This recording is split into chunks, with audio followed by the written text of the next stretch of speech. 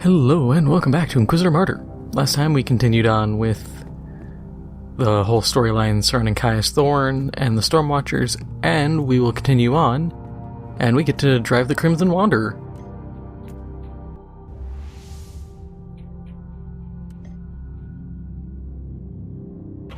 Operator of this blessed engine of destruction.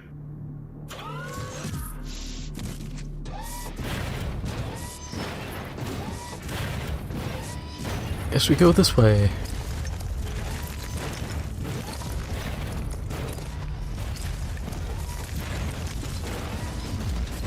So if you haven't been following it, Capcom finally released Resident Evil Reverse. And that game turned out pretty much exactly how you'd expect it to. It's pretty bad. When the big not exactly the selling point, but a big point to point out for people is, oh, you can actually put skill points in to get, slightly more health as a monster and stuff like that, you got a problem. If you haven't seen the game, what it is it's an arena shooter in Resident Evil, where you pick a character which doubles as your class, and then you go around trying to get kills and pick up virus samples. If you collect virus samples and you die, depending on the number you have, you respawn then and there as a different monster. So you can be Nemesis, you can be a Tyrant, you can be just random creatures, random BOWs. First off, this game was supposed to come out last year, because it was supposed to come out alongside or shortly after Resident Evil Village. It was something people were supposed to get for free if they bought like a special edition or something of the game. So the fact it took them an entire year or so just to get it done is incredibly disappointing, and it's doubly so when you realize what the game is, even compared to, let's say, Resident Evil Resistance, their Dead by Daylight clone. Which, it's not a clone if we're gonna be honest and fair about it. It's just an asymmetrical survival horror snooze fest, because those games are really done to death. But at least that one had ideas. Good ideas, it just needed more time. Reverse, I remember seeing the early footage a long time ago in their beta or whatever they wanted to call it, and I saw it and thought, wow, this looks like crap. And even now, seeing it, it still looks like crap. Self-preservation is irrelevant for its followers. I deeply condemn this type of barbarism and mindless destruction in any contest of power. It makes my work easier, though.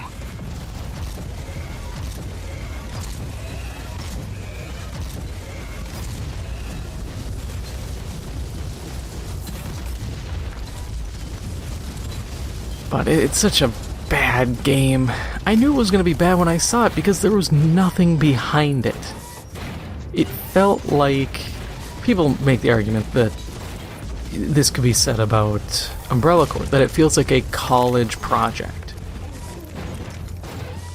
And at least Umbrella Corps had stuff behind it. This game... It had nothing. Some basic skill points that are stat modifiers, and that's all they had going. Just, yep, you can maybe unlock this or get a high five emote. You want to buy this as a standalone? No, this is terrible. I don't know who it is at Capcom who... I think it's their Osaka...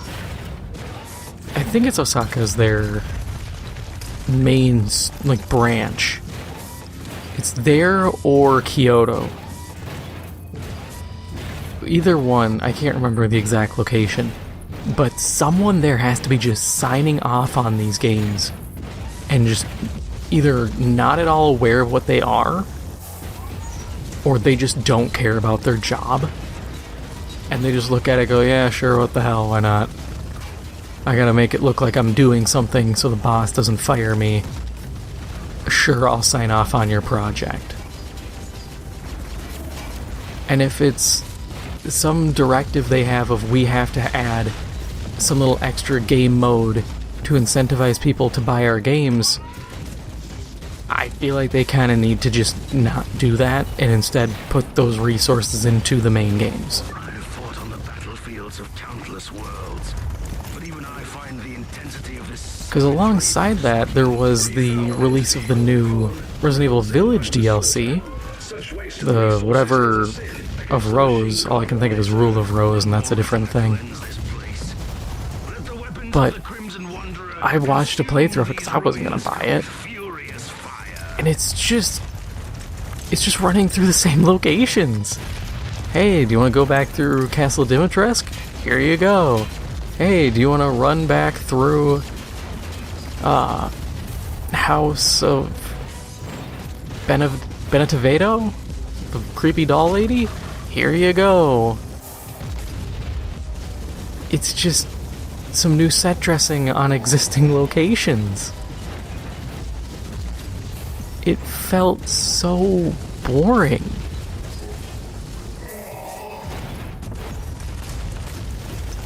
At that point, if that's what you're going to do for DLC, don't do DLC. Because nothing of value was added. We are taking heavy damage. Really worried about my health. Calling to you in the hour of need. Yeah, I think I'm going to explode.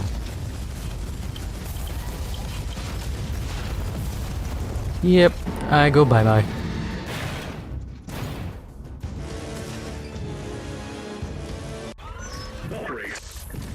Doesn't help, this thing has terrible regen, and its damage is honestly real piddly.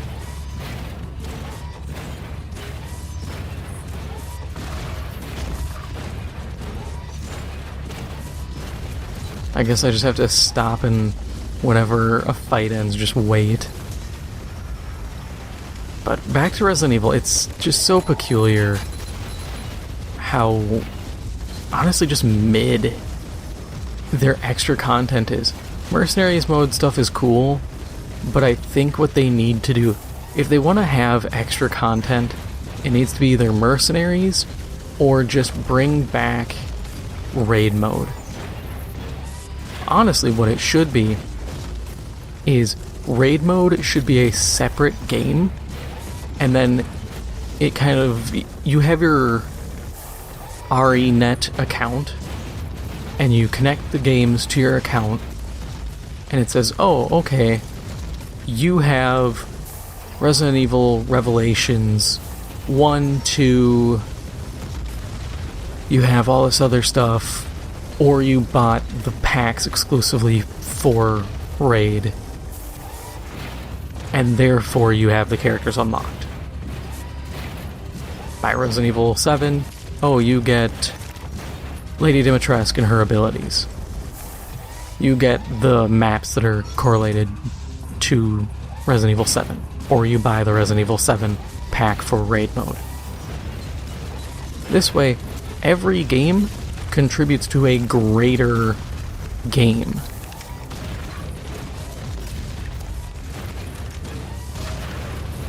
I think that's a better way of doing it, because then if someone wants that, that mode's already there. And it's only expanding. As opposed to these really bizarre, almost ashcan projects. Which, ashcan projects are, I know they're done in film, where it's to maintain rights, you make just a garbage movie or show, not to actually make money off it, but to say, see, we are still using the rights, therefore we can still enforce all of our rights to the stuff. Or it is within our contractual obligation. We were told we had to make 5 games, or 5 shows, here's our 5th show. Yeah, it sucks, but it was still following our contract. I deeply condemn this type of barbarism and mindless destruction in any contest of power. Because, man, Easier though. Capcom just has a thing for chasing trends. Umbrella Corps was them chasing esports. Resistance was them chasing asymmetrical horror. Reverse is them chasing people's push for arena shooter, boomer shooter style stuff. Which it isn't really boomer shooter, because that's more Unreal Tournament, Quake. While this is more... I don't know what Reverse falls into. Definitely arena shooter. But there's such a discernible difference. And it's just disappointing.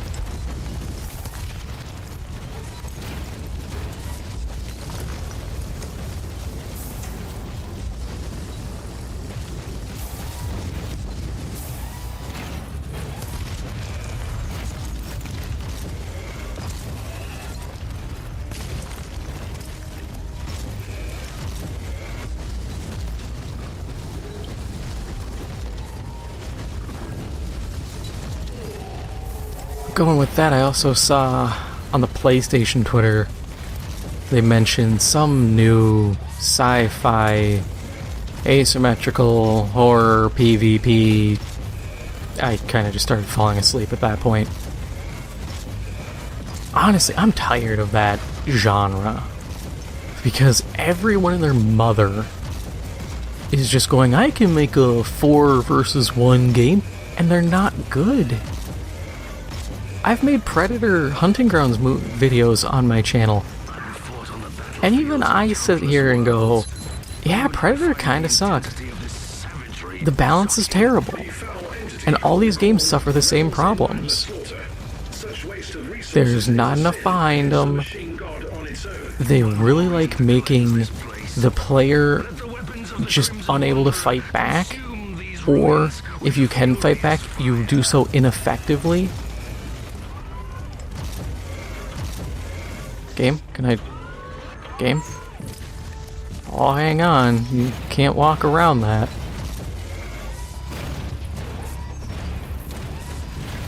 But there's just so many varying problems, and no one really learns from them. So we're just trapped in this Groundhog Day situation of every studio making the same mistakes, but going, don't worry guys, this time we'll get it. No, the last 6 studios didn't get it. They had more money behind it. What makes you different? And honestly, they're just not fun. They really aren't, because it's either a power trip as the monster, or it's just a stomping. There's no in-between. Waiting for Crimson Wanderer to heal a bit. Oh my god, this regen is slow. Look at this. Ever so slowly. Like sand through the hourglass, so too are the days of our lives.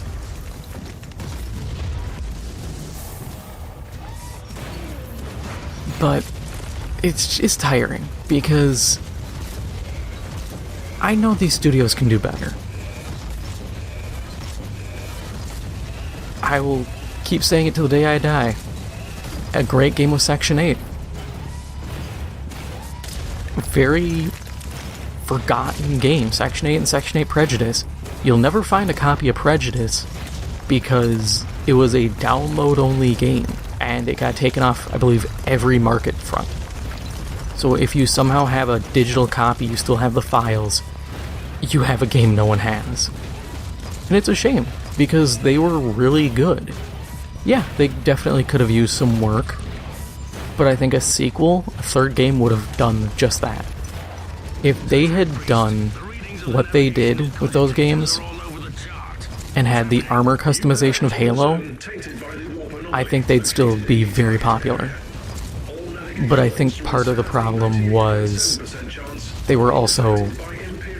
they were published by Atari. And there was also the fact that the studio and the other publisher studio they worked with, because it was Timegate and someone else, there was some shiesty shit going on with how money was handled, and that spelled the doom of the whole thing, which is a shame. Because if Section 8 and Timegate had stayed around long enough, they could have learned things from Halo. I mean, the later Halos. They were around during, like, Halo 2 and 3 and ODST. But they could have learned from those. They could have learned... and Reach. I forgot about Reach. Could have learned from those. Could have learned now from Infinite. And could have learned a good amount from... depending, they could learn from Dust 514. Or they could learn a bit from Titanfall. God, could not think of the word for the title. I could think Big Stompy Robot, and then my mind's just drawn a blank. But Titanfall, they could have learned from them, because taking the AI from Titanfall, all the AI infantry, the call-ins from Section 8, the armor customization of Halo, so that you can all look unique, a little bit more weapon customization, because it was pretty low, but it was understandable. It was the late 2000s, early 2010s. Bump up the customization there, maybe the vehicles a bit. Actually, the vehicles needed a good amount of loadout stuff. You'd be good. If you want to go real hard in the paint, you look at Dust's system for, like, drop suits.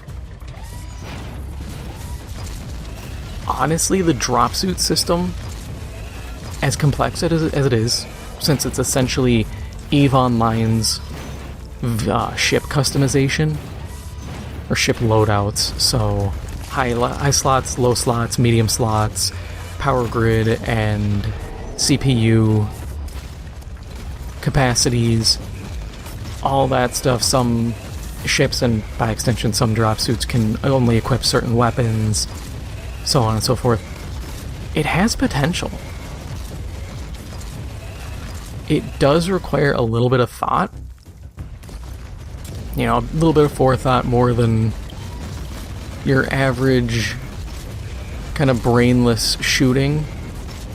But I think it's enough that you could have a good time. I would like to try to disengage so I can heal a bit. We are taking heavy damage. Emperor, I'm calling to you in the hour of need. Yeah, Caradoc, we know. It's kind of the problem when the shield doesn't say it's about to go down, then it goes down.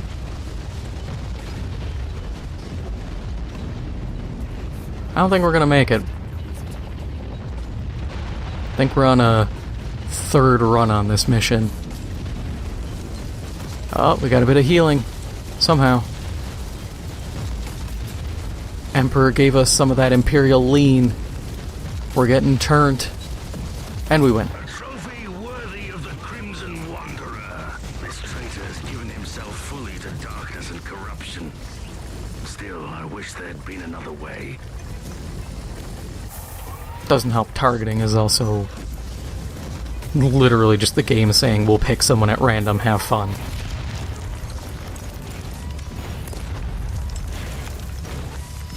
But Section 8 definitely, if it was still around, would be, I believe, a good contender for shooters. A lot of games, if they could be just revived, but it's so many games under so few studios now, and so few publishers, that they don't want to step on the toes of their other projects. And then the curse of the new guys don't want to look at the old things, which is really funny to me because there was an interview with, oh god, what's his name? Alan Moore, I think? The guy who made Watchmen? He was talking and he said, yeah, what you do is you don't only take in good media. He was talking about writing, specifically don't read only good books, because then it'll be very easy to spot potential plagiarism whether you intend to or not. What you need to do is find bad things. Bad books. Books that you sit there and you go, how did this shit get published? Because those things will drive you to pursue your craft, because you'll look at it and go, well, I can do this, I can do it better. That's something I follow. Play bad games, watch bad movies, read bad books. Maybe check them out at a library or something, but take in these things so you can look at them and say, yeah, you don't do that, that's terrible writing, that's terrible design. You go from there to create something better.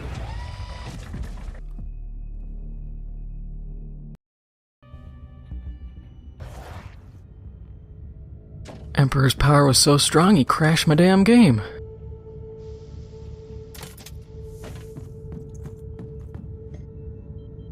Yes, I unlocked these locations.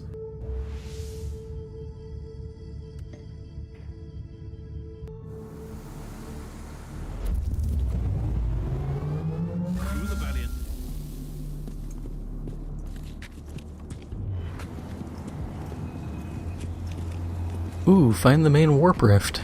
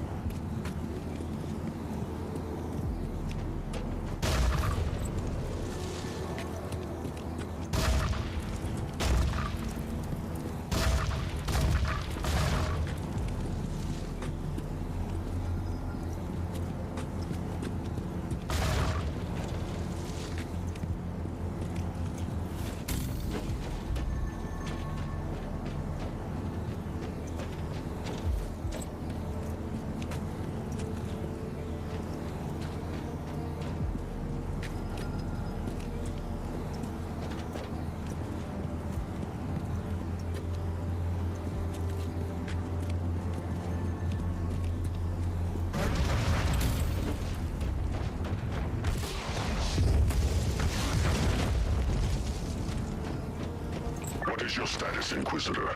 These abominations here are putting up quite a fight, but we are moving ahead. Give them no time. I'm taking care of the situation now. Let's say we'll meet at the destroyed gate. Are you willing to bet, Inquisitor, that it will be us who will reach that damned gate first?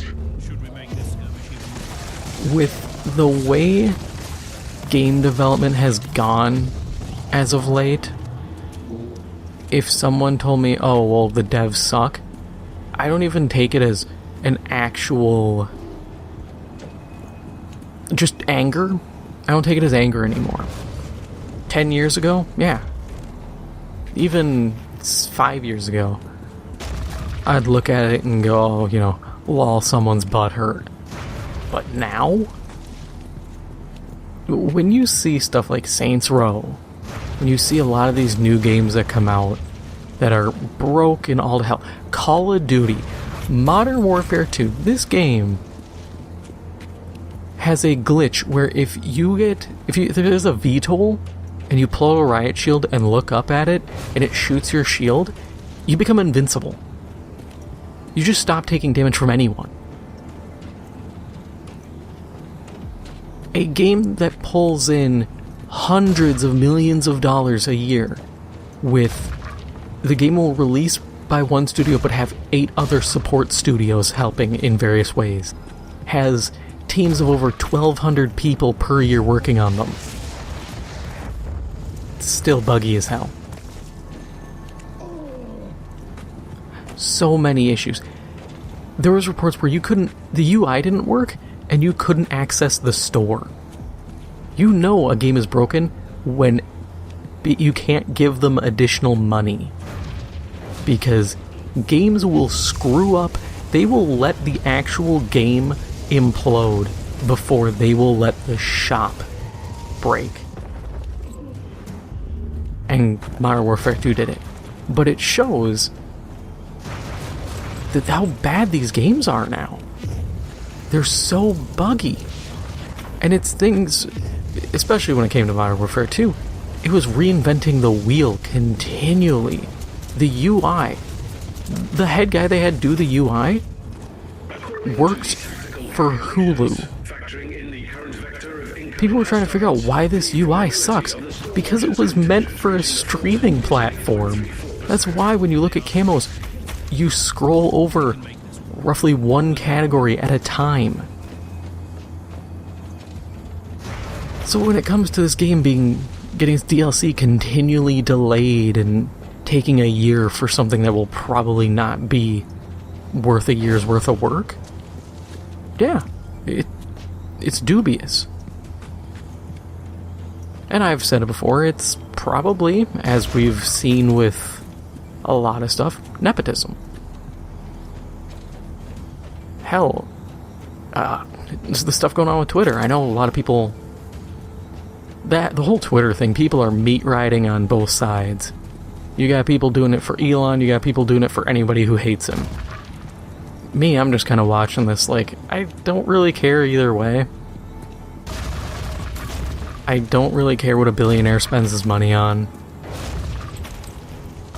You know, I got bigger things to deal with in my life.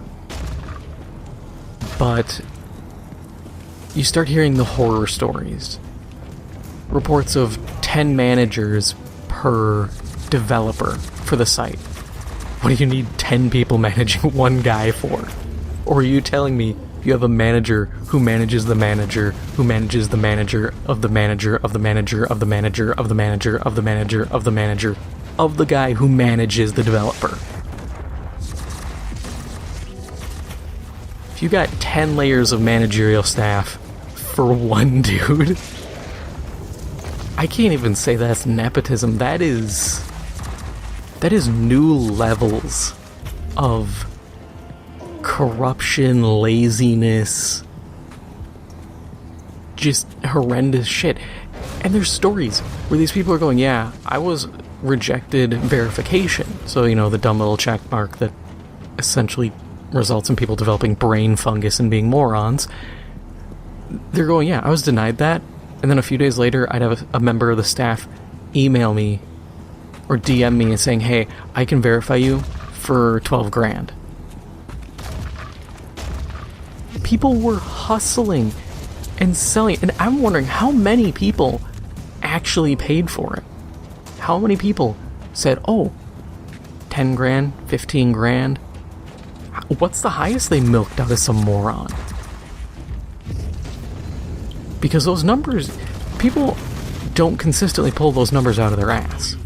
At a certain point, people learned, okay, this is how much we can actually effectively extort, and so we're going to start from there. War is more than simple arithmetic, Inquisitor, but I don't blame you. And it's just stuff like that, where it just shows how bad tech in general has gotten.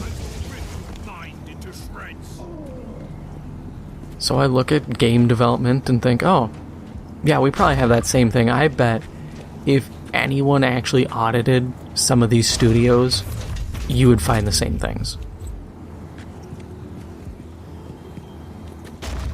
You'd have gross incompetence, gross mismanagement.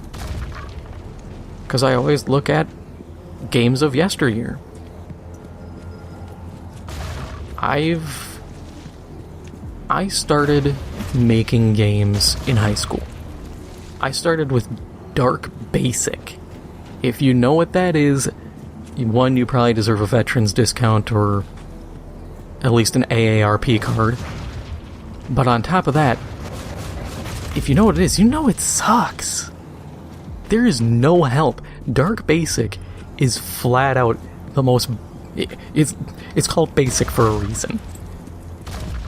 You code and there's no hints, there's no anything. I look at fancy stuff like Visual Studio, or as I've worked with Unreal 5 lately, where it'll run, and if something doesn't work, you can see visual representations, or it'll flat out say in text, oh hey, this part's broken, dude.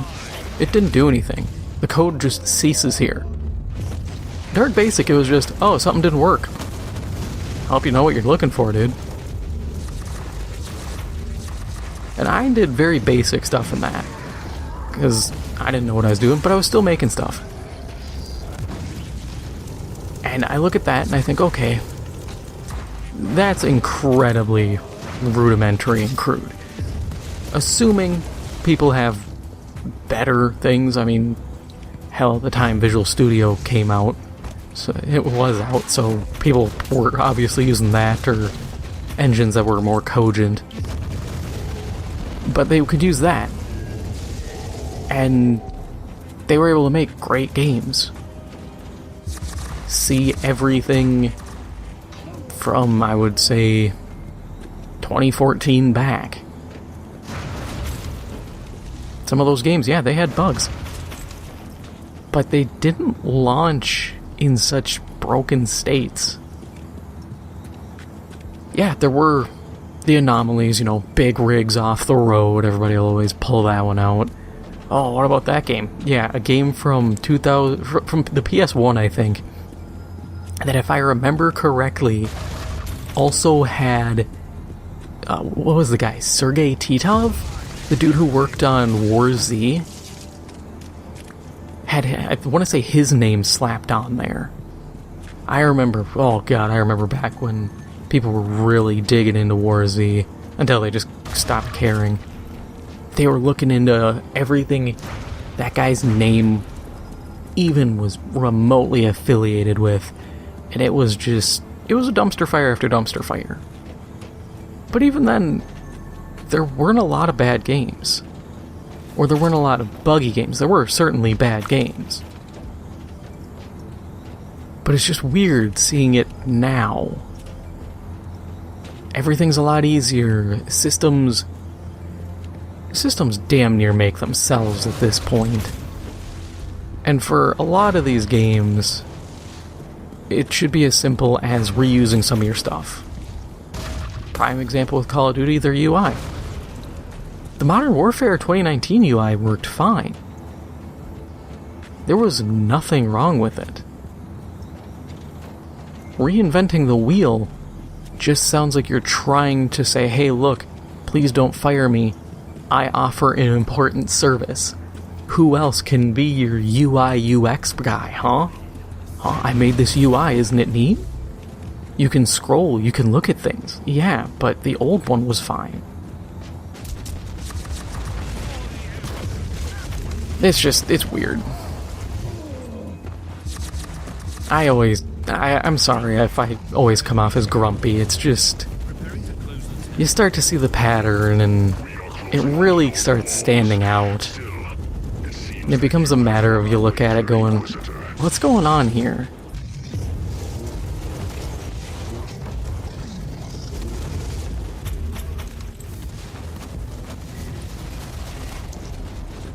And to a degree, we know why some of these problems exist. My favorite, and I have to air quote that word, is Blizzard.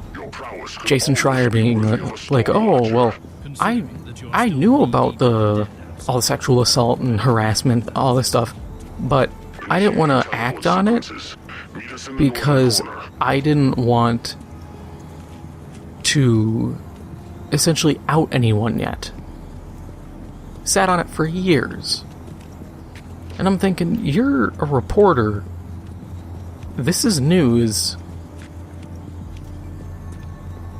you are corrupt then, because you are sitting on this news. You hold no allegiance to the studio unless you do. It's... People will say Gamergate's dead. I don't... As much as I'd like for it to finally be over, I feel like it'll never fully be over. Too many things have happened. Too much insanity, and not enough has changed. It's gotten better, for sure. But corruption never ends, and unfortunately a lot of the Vanguard have gone. Total Biscuit passed. One of the champions for consumer rights died, and now we don't really have anyone of equal or even lesser quality, or I don't know how else to word it. Stature isn't the right way. Moral character. We don't really have anyone of moral character to match it. So we're kind of left in the lurch in a weird way. But there's always hope. Always hope that something will change, people will change. The hope that tomorrow is a better day.